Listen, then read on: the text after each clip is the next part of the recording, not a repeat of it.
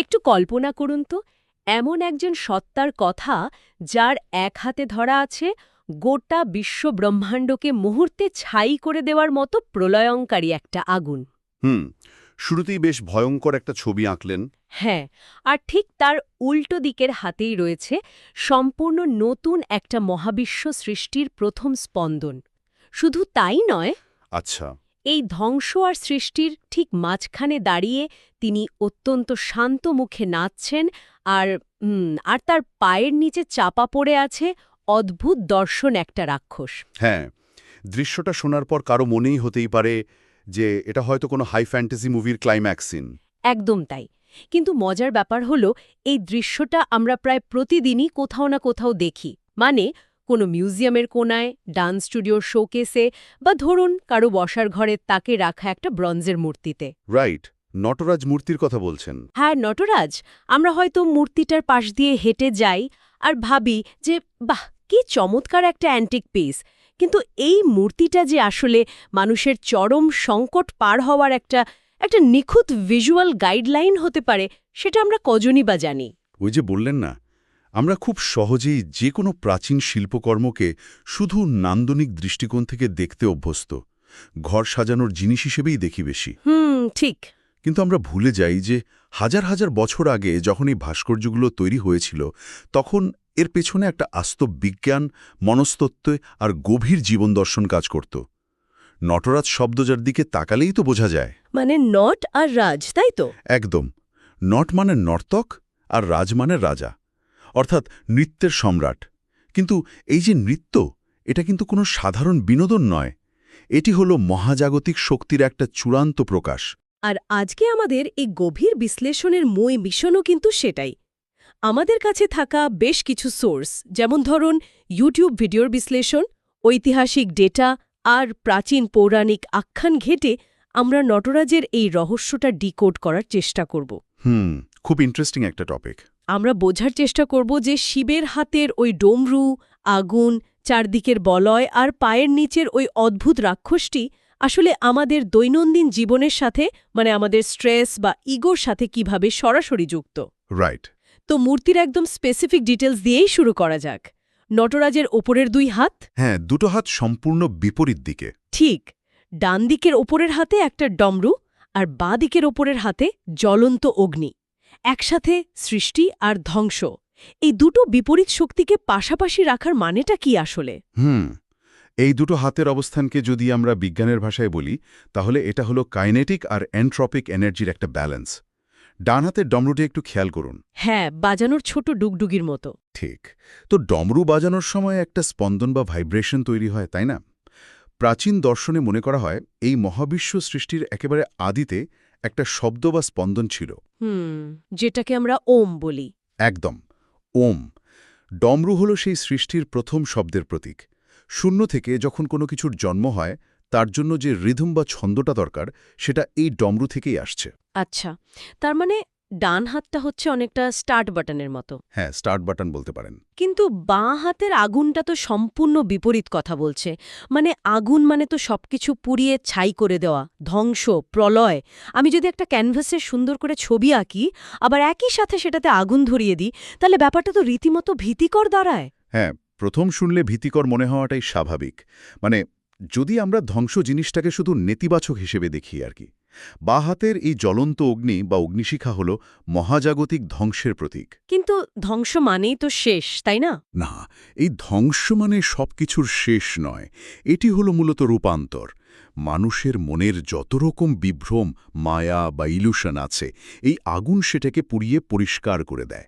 ওহো, বুঝতে পেরেছি। এটা অনেকটা ওই কম্পিউটারের রিস্টার্ট বাটনের মতো শোনাচ্ছে। হ্যাঁ, খুব সুন্দর একটা অ্যানালজি। অথবা ধরুন জঙ্গলের দাবানল। মানে একটা পুরনো রোগাক্রান্ত জঙ্গলে যখন দাবানল লাগে, তখন বাইরে থেকে দেখলে সেটা চরম একটা ধ্বংসলীলা মনে হয়। সব পুড়ে যাচ্ছে মনে হয়। কিন্তু ওই আগুনটা পুরনো গাছপালা পুড়িয়ে যে ছাই তৈরি করে, সেটা তো মাটিকে আরও উর্বর করে তোলে। ওই ছাই থেকেই কিন্তু নতুন প্রাণের নতুন বীজ অঙ্কুরিত হওয়ার জায়গা তৈরি হয়। অর্থাৎ আগেরটা ধ্বংস না হলে নতুনটা তৈরি হওয়ার স্পেসই পেত না। একদম। দাবানলের উদাহরণটা এখানে একদম খাপে খাপে মিলে যায়। ধ্বংস ছাড়া নতুন সৃষ্টি আসলে অসম্ভব। এই কনসেপ্টটা আরেকটু ভালোভাবে বোঝার জন্য আমাদের দক্ষিণ ভারতের দারুকাবন বা তিলবনমের একটা প্রাচীন পৌরাণিক আখ্যানে ফিরে যেতে হবে। আচ্ছা, সোর্সগুলোতে এই গল্পটার কথা বেশ গুরুত্ব দিয়ে বলা হয়েছে দেখলাম। হ্যাঁ, গল্পটা খুব ইন্টারেস্টিং। দারুকাবনে একদল অত্যন্ত জ্ঞানী ঋষি বাস করতেন। তারা বেদ, উপনিষদ এগুলোতে এতই পারদর্শী ছিলেন যে এক পর্যায়ে তাদের মধ্যে চরম একটা অহংকার জন্ম নেয়। মানে সবজান্তা টাইপের একটা ভাব। রাইট। তারা ভাবতে শুরু করেন যে তাদের মন্ত্র এবং যজ্ঞের শক্তি এই মহাবিশ্বকে নিয়ন্ত্রণ করছে। ঈশ্বর বলতে কিছু নেই, তারা নিজেরাই নিজেদের নিয়তি নির্ধারণ করছেন। এই অহংকারটা কিন্তু খুব পরিচিত একটা প্যাটার্ন, মানে রোজকার জীবনেও আমরা দেখি। একটু ক্ষমতা বা জ্ঞান এলেই মানুষ নিজেকে ধরাছোঁয়ার বাইরে ভাবতে শুরু করে। একদম তাই। তো মহাদেব এই ঋষিদের অহংকার ভাঙলেন কিভাবে? সোর্সে যা দেখলাম, তিনি তো বিশাল কোনো অস্ত্রশস্ত্র বা সৈন্যবাহিনী নিয়ে সেখানে হাজির হননি। না না, তিনি কোনো যোদ্ধা বা রাজার বেশে যাননি। তিনি গিয়েছিলেন একজন সাধারণ, নগ্ন, পাগল প্রায় ভিখারির রূপ ধরে, যাকে বলা হয় ভিক্ষাটন রূপ। ভিখারির রূপ কেন? উদ্দেশ্যটা খুব পরিষ্কার ছিল। এই ঋষিরা যে বস্তুগত জ্ঞান আর আভিজাত্যের একটা ভুয়া অহংকার নিয়ে বসে আছেন, সেটাকে একদম শেকড় থেকে নাড়িয়ে দেওয়া। একজন নগ্ন ভিখারিকে দেখে ঋষিদের সমস্ত আত্মনিয়ন্ত্রণ নষ্ট হয়ে যায়। আচ্ছা। তারা বুঝতে পারছিলেন না যে এমন একজন তুচ্ছ মানুষের উপস্থিতিতে তাদের যজ্ঞের মনোযোগ কেন নষ্ট হয়ে যাচ্ছে। তাদের এই বিভ্রান্তিটাই একসময় চরম রাগে পরিণত হয়। আর তখনই তারা মহাদেবের দিকে একের পর এক জাদুকরী আর ধ্বংসাত্মক জিনিস ছুঁড়ে মারতে শুরু করেন। সোর্সের বর্ণনায় দেখলাম, ঋষিরা প্রথমে তাদের যজ্ঞের আগুন থেকে একটা ভয়ঙ্কর বাঘ সৃষ্টি করে মহাদেবের দিকে লেলিয়ে দেন। হ্যাঁ, বাঘ। ঋষিরা ভেবেছিলেন এই বাঘ মুহূর্তে ওই ভিখারিকে ছিন্নভিন্ন করে ফেলবে। কিন্তু মহাদেব অত্যন্ত শান্তভাবে সেই বাঘের মোকাবেলা করেন। তিনি বাঘটিকে মেরে তার ছাল ছাড়িয়ে নিজের শরীরে বস্ত্র হিসেবে জড়িয়ে নেন। বাঘের ছাল পরে নেন। হ্যাঁ, বাঘটি এখানে মানুষের হিংস্রতা এবং পশু প্রবৃত্তির প্রতীক। মহাদেব সেটাকে শুধু থামিয়েই দিলেন না, সেটাকে নিজের বশে এনে গায়ে জড়িয়ে নিলেন। এক মিনিট, একটু দাঁড়ান। ঋষিরা যখন এই ভয়ঙ্কর প্রাণীগুলো পাঠাচ্ছিলেন, মহাদেব তো চাইলেই এক পলকে সেগুলো ভস্ম করে দিতে পারতেন। তার তো সেই ক্ষমতা আছে। অবশ্যই আছে। তাহলে কেন তিনি সেগুলোকে ভস্ম না করে নিজের গায়ে জড়াতে গেলেন? বাঘের ছাল পড়ার লজিকটা ঠিক কি? লজিকটা হলো নিজের ভেতরের পশুত্বকে অস্বীকার না করে সেটাকে নিয়ন্ত্রণ করা। ধরুন, আপনি যদি আপনার ভেতরের রাগ বা হিংস্রতাকে সম্পূর্ণ অস্বীকার করেন, সেটা কিন্তু কোনো না কোনো দিন অন্যভাবে ফেটে পড়বে। হ্যাঁ, সাপ্রেস করে রাখলে এক্সপ্লোড করে। রাইট। কিন্তু আপনি যদি জানেন যে এই হিংস্রতা আপনার ভেতরে আছে এবং আপনি সেটাকে নিজের নিয়ন্ত্রণে রাখেন, তখন সেটা আর আপনাকে ক্ষতি করতে পারে না। মহাদেব সেটাই দেখাচ্ছিলেন। দারুণ একটা পয়েন্ট। আচ্ছা, অগ্নি আর ডমরুর এই ধ্বংস আর সৃষ্টির খেলা বা বাঘের ছাল পড়ার বিষয়টা তো বুঝলাম, কিন্তু এই পুরো ব্যাপারটা ঘটছে কোথায়? মানে পরিবেশটা কি? আপনি যদি মূর্তির ফ্রেমটা দেখে খেয়াল করেন, হ্যাঁ, দেখবেন নটরাজ একটা গোলাকার আগুনের বলয়ের ভেতর নাচছেন, চারদিকে আগুন জ্বলছে। এটা কি ওই ঋষিদের যজ্ঞের আগুনের কোনো অংশ? না, ঠিক তা নয়। এই আগুনের বলয়টিকে বলা হয় প্রভামণ্ডল। এটি কেবল যজ্ঞের আগুন নয়, এটি হল মহাজাগতিক শক্তি এবং আমাদের এই অনন্ত জীবনচক্রের প্রতীক। অনন্ত জীবনচক্র? মানে আমাদের জন্ম মৃত্যুর সাইকেল? একদম। প্রভামণ্ডল হল মহাবিশ্বের সমস্ত যন্ত্রণা, কষ্ট, জন্ম, মৃত্যু এবং বিভ্রমের একটা চক্রাকার সীমানা। এই বলয় আমাদের মনে করিয়ে দেয় যে প্রকৃতি প্রতিনিয়ত ভাঙছে আর গড়ছে। আচ্ছা। এর ভেতরেই সবকিছু ঘটছে। জন্ম থেকে মৃত্যু পর্যন্ত আমাদের যে নিরন্তর যাত্রা, এই বলয় সেটাকেই ধারণ করে আছে। আমি এই প্রভামণ্ডলটাকে হারিকেনের চোখ বা আই অফ দ্য হারিকেনের সাথে মেলাতে চাই। হারিকেনের চোখ? কিভাবে? মানে খেয়াল করে দেখবেন, ঝড়ের কেন্দ্রে অর্থাৎ ওই চোখটাতে অদ্ভুত একটা শান্ত পরিবেশ থাকে। চারদিকে যখন প্রলয়ঙ্কারী ঝড় চলছে, ঘরবাড়ি উঠছে, তখন ঠিক মাঝখানটায় হাওয়া একদম স্থির। ও হ্যাঁ। নটরাজের মূর্তিতেও তো ঠিক তাই। তার চারদিকে আগুনের বলয়, তার জটাজুট বা চুলগুলো এমনভাবে উড়ছে যা দেখে বোঝা যায় তিনি প্রচণ্ড বেগে ঘুরছেন বা নাচছেন। হ্যাঁ। কিন্তু তার মুখমণ্ডলের দিকে তাকালে আপনি বিন্দুমাত্র ক্লান্তি বা বিরক্তি দেখতে পাবেন না। মুখটা অসম্ভব শান্ত, যেন তিনি গভীর ধ্যানে মগ্ন। খুব সুন্দর একটা অবজারভেশন। এবং এই শান্তমুখের পাশেই কিন্তু আরেকটি ভয়ঙ্কর দৃশ্য লুকিয়ে আছে, যা অনেকেই এড়িয়ে যান।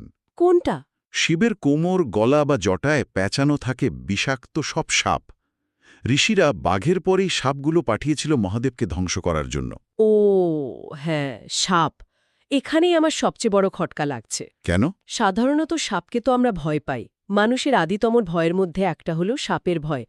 পুরাণে বা সাহিত্যে সাপকে বিষাক্ত বা ভিলেন হিসাবেই দেখা যায়। তাহলে এখানে এটি গলায় বা কোমরে অলংকার হিসেবে কেন শোভা পাচ্ছে? শিব কেন এগুলোকে গলা থেকে ছুঁড়ে ফেলে দিচ্ছেন না? কারণ নটরাজের এই রূপ মৃত্যু ভয়কে জয় করার প্রতীক।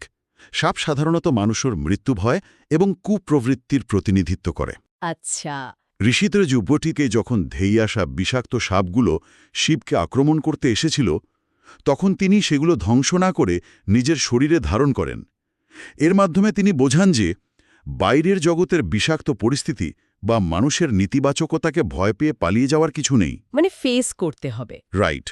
বরং সেটাকে জয় করে নিজের শক্তিতে রূপান্তর করা সম্ভব। তার মানে ব্যাপারটা দাঁড়াচ্ছে বাইরের বিষাক্ত পরিবেশ আমাকে তখনই শেষ করতে পারবে যখন আমি সেটাকে ভয় পাব। একদম। আর যদি আমি ভয় না পেয়ে সেটাকে ফেস করি, তাহলে সেই বিষয় আমার অলংকার হয়ে যাবে। ঠিক তাই। আর সাপের আরেকটি বড় তাৎপর্য হল তার খোলস পাল্টানো স্বভাব। সাপ তো নির্দিষ্ট সময় পর পর পুরনো চামড়া ফেলে দেয়। হ্যাঁ, সাপ যেমন পুরনো খোলস পাল্টে ফেলে নতুন রূপ নেয়, এটি মানুষের আত্মার অনন্ত যাত্রার প্রতীক। আত্মাও তেমনি এক শরীর থেকে অন্য শরীরে স্থানান্তরিত হয়। এটি মৃত্যু নয়, কেবল একটি রূপান্তর। অসাধারণ। আচ্ছা, যিনি এই রূপান্তর ঘটাচ্ছেন, যিনি ভয় এবং মৃত্যুকে এইভাবে জয় করেছেন, তিনি আবার তার ডান পায়ের নিচে কাকে চেপে ধরে আছেন? মানে ওই রাক্ষসটার কথা বলছেন? হ্যাঁ, মূর্তির দিকে তাকালে নিচের দিকে চোখ পড়লেই একটা অদ্ভুত দৃশ্য দেখা যায়। মনে হয় যেন একটা ছোটখাটো বা বেটে রাক্ষস তার পায়ের তলায় পিষ্ট হচ্ছে। রাক্ষসটার হাতে আবার একটা ছোট সাপ। নটরাজ মূর্তির সবচেয়ে বড় এবং চমকপ্রদ রহস্য সম্ভবত এটাই। একদম ঠিক বলেছেন। এই রহস্যটা বুঝতে পারলেই নটরাজের আসল দর্শনটা পরিষ্কার হয়ে যাবে। ডান পায়ের নিচে পিষ্ট হওয়া ওই বেটে রাক্ষসটির নাম হল অপ্পস্মার। অপস্মার। হ্যাঁ, এই অপস্মার কিন্তু কোনো সাধারণ পৌরাণিক রাক্ষস নয়। সে হল মানবজাতির অজ্ঞতা, অহংকার এবং ভুলে যাওয়ার প্রতীক। ভুলে যাওয়ার প্রতীক। আয়ুর্বেদে অপস্মার বলতে মৃগী রোগকেও বোঝানো হয়। মৃগী রোগে আক্রান্ত হলে মানুষ যেমন নিজের শরীরের ওপর থেকে নিয়ন্ত্রণ হারিয়ে ফেলে, সাময়িকভাবে স্মৃতি হারিয়ে ফেলে, অপস্মার রাক্ষসটিও ঠিক সেই অজ্ঞতার প্রতিনিধিত্ব করে। তার মানে দারুকা বনের ঋষিরা যখন তাদের বাঘ এবং সাপ দিয়ে শিবকে পরাস্ত করতে পারলেন না, তখন তারাই অপস্মারকে সৃষ্টি করেছিলেন। হ্যাঁ, ঋষিরা তাদের সমস্ত অহংকার এবং চরম হতাশা দিয়ে এই রাক্ষসকে সৃষ্টি করেছিল মহাদেবকে বিভ্রান্ত করার জন্য। অপস্মারের উদ্দেশ্য ছিল মহাদেবের স্মৃতি এবং চেতনাকে আচ্ছন্ন করে দেওয়া। কিন্তু মহাদেব তো বিভ্রান্ত হলেন না। না, তিনি অবলীলায় অপস্মারকে নিজের ডান পায়ের নিচে চেপে ধরেন এবং তার উপর দাঁড়িয়েই তার বিখ্যাত আনন্দ তাণ্ডব নৃত্য চালিয়ে যান। কিন্তু সবচেয়ে বড় চমকটা তো অন্য জায়গায়। সোর্সগুলো ঘাঁটতে গিয়ে যে বিষয়টা আমাকে সবচেয়ে বেশি অবাক করেছে তা হল শিব এই রাক্ষসকে হত্যা করেন না। রাইট, তিনি হত্যা করেন না। প্রলয়ের দেবতা, যার হাতের এক ইশারাতে পুরো মহাবিশ্ব ছাই হয়ে যেতে পারে, তিনি ইচ্ছাকৃতভাবে এই মূল ভিলেনকে বাঁচিয়ে রাখছেন, শুধু তার পিঠের উপর পা দিয়ে তাকে চেপে রেখেছেন। এটা তো সাংঘাতিক একটা প্যারাডক্স। অজ্ঞানতার রাক্ষসকে মেরে ফেললেই তো ল্যাঠা চুকে যায়, তাকে বাঁচিয়ে রাখার মানে কি? এর পেছনে এক অকাট্য মহাজাগতিক এবং মনস্তাত্ত্বিক যুক্তি আছে। অপস্মারকে যদি মেরে ফেলা হয়, তবে মহাবিশ্বের দ্বৈত সত্তা বা ডুয়েলিটি পুরোপুরি নষ্ট হয়ে যাবে। ডুয়ালিটি মানে দুইটা বিপরীত জিনিসের সহ অবস্থান? হ্যাঁ, আমাদের ভুলে যাওয়ার ক্ষমতা বা এই যে অজ্ঞতা, এটা সবসময় খারাপ নয়। একটু ভাবুন তো, মানুষ যদি তার অতীত কষ্ট, প্রিয়জন হারানোর ব্যথা বা জীবনের চরম ব্যর্থতা ও অপমানগুলোর কথা কোনোদিন ভুলতে না পারে, তবে কি জীবন সামনে এগোবে? না, জীবন তো তাহলে ওই ট্রমার ভেতরেই আটকে থাকবে। মানুষ তো পাগল হয়ে যাবে। ঠিক। আবার অন্যদিক থেকে ভাবুন, অপস্মার যদি মারা যায়, তবে মানুষের মন থেকে অজ্ঞতা চিরতরে মুছে যাবে। সবাই সবকিছু জেনে যাবে। কিন্তু অজ্ঞতা না থাকলে কি জ্ঞান অর্জনের কোনো স্পৃহা থাকবে? না, থাকবে না। আলো এবং অন্ধকারের যে ভারসাম্য, সেটা তো অজ্ঞতা আর জ্ঞানের মাধ্যমেই তৈরি হয়। অনেকটা এমন যে আমরা যদি জীবনে কখনো ব্যর্থতার বা অন্ধকারের স্বাদ না পাই, তাহলে সফলতার বা আলোর আনন্দটা আমাদের কাছে কোনো অর্থই রাখবে না। চমৎকার পয়েন্ট। ছায়া না থাকলে যেমন আমরা আলোর অস্তিত্ব বা তার উজ্জ্বলতা বুঝতে পারি না, তেমনি অজ্ঞতা না থাকলে জ্ঞান অর্জনের বা তা থেকে মুক্ত হওয়ার কোনো তাড়নাই তো আমাদের ভেতরে তৈরি হবে না। অপস্মার হলো সেই ছায়া। একদম নিখুঁত ব্যাখ্যা দিয়েছেন। মায়া বা বিভ্রমকে চিরতরে মুছে ফেলা যায় না। পৃথিবীর বুকে বেঁচে থাকতে গেলে মানুষের ভেতরে কিছুটা হলেও ইগো বা অহংকার থাকতে হয়, নইলে সে নিজের অস্তিত্ব টিকিয়ে রাখতে পারবে না। সেলফ প্রিজার্ভেশনের জন্য একটু ইগো তো লাগেই। কিন্তু এই অহংকার বা অজ্ঞতাকে যদি লাগাম ছাড়া হতে দেওয়া হয়, তবে তা মানুষের পতন ডেকে আনবে। শিব ঠিক সেটাই করছেন। তিনি অপস্মারের পিঠে এমনভাবে পা দিয়ে দাঁড়িয়ে আছেন যাতে সে বেঁচে থাকে, কিন্তু কখনোই মাথাচাড়া দিয়ে উঠে নিয়ন্ত্রণ নিতে না পারে। তার মানে অজ্ঞতাকে ধ্বংস করা যাবে না, কিন্তু তাকে সবসময় নিজের পায়ের নিচে নিজের নিয়ন্ত্রণে রাখতে হবে। অপস্মার যদি মরে যায়, তবে মানুষের মুক্তির বা মোক্ষের যাত্রাই তো শেষ হয়ে যাবে, কারণ অজ্ঞতা থাকলেই তো তা থেকে মুক্ত হওয়ার লড়াইটা চলবে। ঠিক। অপস্মারকে বাঁচিয়ে রেখে শিব আসলে মহাবিশ্বের ভারসাম্য বজায় রাখছেন। তিনি দেখাচ্ছেন যে অজ্ঞতা এবং অহংকার মানবজীবনের একটা অবিচ্ছেদ্য অংশ, কিন্তু একজন সচেতন মানুষকে শিখতে হবে কিভাবে সেই অজ্ঞতার ওপর দাঁড়িয়ে ব্যালেন্স করতে হয়। এই বিষয়টা আমাদের খুব প্র্যাকটিক্যাল একটা জায়গায় নিয়ে আসে। যদি আমাদের ভেতরের এই রাক্ষস, এই অপস্মার বা অহংকার সবসময় বেঁচে থাকে, তবে নটরাজের এই মূর্তি আমাদের দৈনন্দিন জীবনের কষ্টগুলো পার হওয়ার ক্ষেত্রে ঠিক কি শিক্ষা দেয়? খুব জরুরি একটা প্রশ্ন। কারণ যারাই আলোচনা শুনছেন, তারা তো আর পৌরাণিক জগতের দেবতা নন। আমাদের রোজকার জীবনে অফিস আছে, ডেডলাইন আছে, সম্পর্কের টানাপোড়েন আছে, নানা রকম স্ট্রেস আছে। এই প্র্যাকটিক্যাল প্রশ্নের উত্তরটা নটরাজের বাকি দুটি হাতে এবং তার শরীরের ভঙ্গিমায় লুকিয়ে আছে। ওপরের দুটি হাত তো আমরা আগেই আলোচনা করলাম, এবার নিচের হাত দুটোর দিকে নজর দেয়া যাক। আচ্ছা। নটরাজের ডান দিকে নিচের হাতটি খেয়াল করুন। এই হাতটি একটি বিশেষ ভঙ্গিতে থাকে, যাকে বলা হয় অভয় মুদ্রা। এই অভয় মুদ্রার অর্থ হল, ভয় পেও না, আমি সুরক্ষা দিচ্ছি। চারপাশে আগুনের বলয় জ্বলছে, ধ্বংসের তাণ্ডব চলছে, আর তার মাঝখানে দাঁড়িয়ে তিনি বলছেন, ভয় পেও না। এটাই তো চরম আশ্বাস। আর তার বাম দিকের নিচের হাতটির দিকে তাকালে দেখবেন, সেটা আড়াআড়িভাবে তার বুকের সামনে দিয়ে ডান দিকে প্রসারিত, এবং আঙুলগুলো তার উত্থিত বাম পায়ের দিকে ইশারা করছে। হ্যাঁ, একটা পা তো শূন্যে তোলা থাকে। রাইট। এই শূন্যে উত্থিত বাম পা হল মোক্ষ বা মুক্তির পথ। অর্থাৎ তিনি ডান হাতে অভয় দিচ্ছেন আর বাম হাত দিয়ে ইশারা করে দেখাচ্ছেন যে নিচের অপস্মারা, মানে ওই অজ্ঞতা বা জাগতিক মোহ থেকে নিজেকে মুক্ত করে এই শূন্যে উত্থিত পায়ের দিকে তাকালেই সত্যিকারের মুক্তি মিলবে। তাহলে বাস্তব জীবনের প্রেক্ষাপটে অপস্মার হল আমাদের সেই অহংকার, যে অহংকার আমাদের প্রতিনিয়ত বলতে শেখায়, আমি সব জানি, বা আমি ভুল করতে পারি না, অথবা লোকে কি বলবে। একদম তাই। আর এই অপস্মারই হলো আমাদের জীবনের চরম সংকটগুলো, যেমন ধরুন আর্থিক ক্ষতি, ডিপ্রেশন, বা কোনো বাজে বসের অধীনে কাজ করা স্ট্রেস।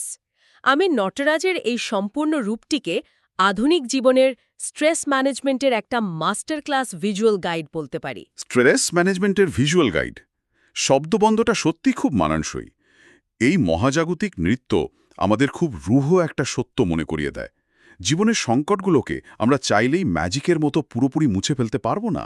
না, ম্যাজিক তো আর বাস্তব জীবনে হয় না। না। স্ট্রেস থাকবে, ইগো থাকবে, কষ্ট থাকবে। অপস্মার আমাদের জীবনে বারবার ফিরে আসবে।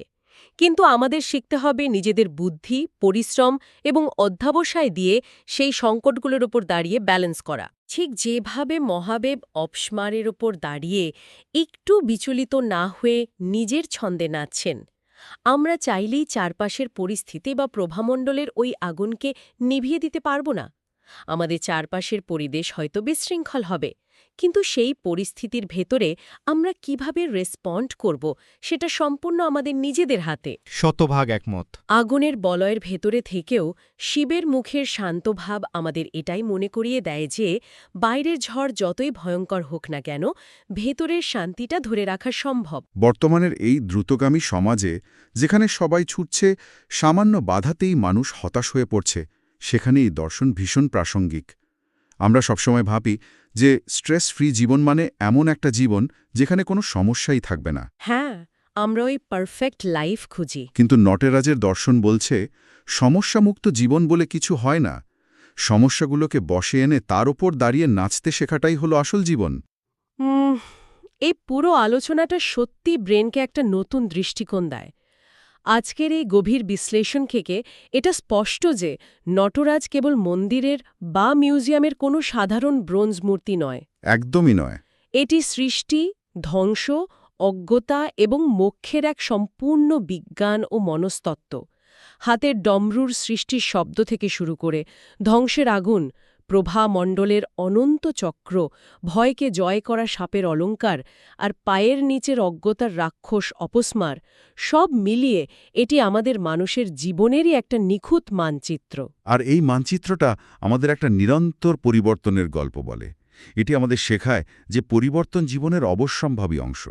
নতুন কিছু শুরু করতে গেলে, নতুন চিন্তাধারাকে জায়গা দিতে গেলে পুরনো কিছু ধ্যানধারণা ভাঙতে হবে।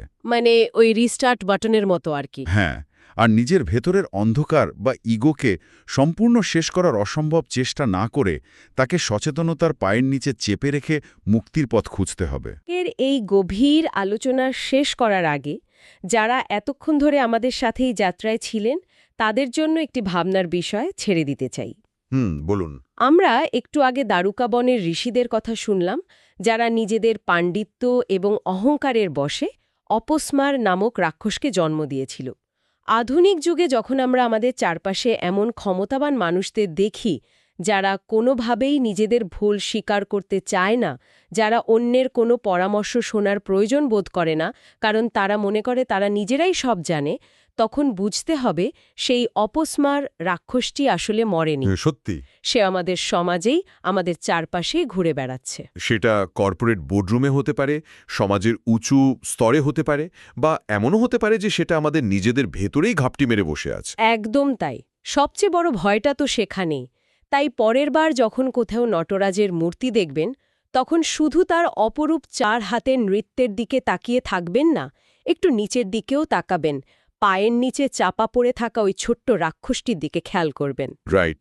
এবং আমাদের নিজেদের প্রশ্ন করা উচিত, আমাদের নিজেদের ভেতরে এমন কোনো অজ্ঞতা, কোনো অহংকার বা কোনো ভয় লুকিয়ে আছে যাকে আজই এই মুহূর্তে সচেতনতার পা দিয়ে শক্ত করে চেপে ধরা প্রয়োজন।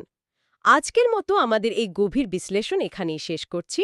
আশা করি পরবর্তী কোনো মিউজিয়াম ভিজিটে নটরাজ মূর্তির সামনে দাঁড়ালে এই শিল্পকর্মকে দেখার চোখটা আর আগের মতো থাকবে না। নতুন কোনো বিষয় নিয়ে এভাবে আবারও আলোচনা হবে। ততক্ষণ পর্যন্ত জীবনের এই আগুনের বলয়ের ভেতরেও নিজের শান্ত ছন্দটা খুঁজে নেওয়ার চেষ্টা চালিয়ে যান। ভালো থাকবেন।